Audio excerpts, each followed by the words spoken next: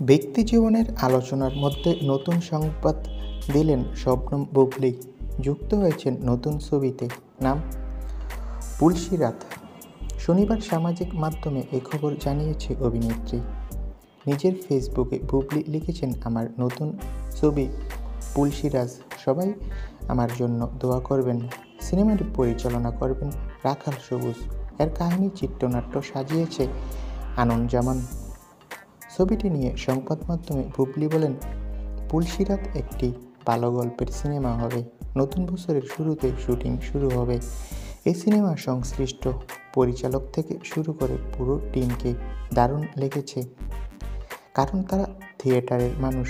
তারা যখন সিনেমা নিয়ে কাজ করে তখন সব কিছুর পরিকল্পনা অন্যরকম হয়, যেটা আমাদের সিনেমা ইন্ডাস্ট্রির জন্য অনেক ইতিবাচক।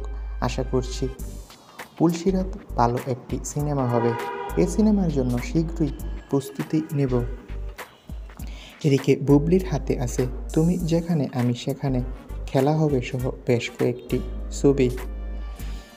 ছবিটি পরিচালনা করছে জসিম উদ্দিন জাকির। এই ছবিতে বুবলীর বিপরীতে আছে জিয়াউল রোশন। তো বন্ধুরা, তোমরা কে কে বুবলীর এই নতুন সিনেমাটি নিয়ে আগ্রহী, কমেন্ট করে জানাও। ধন্যবাদ।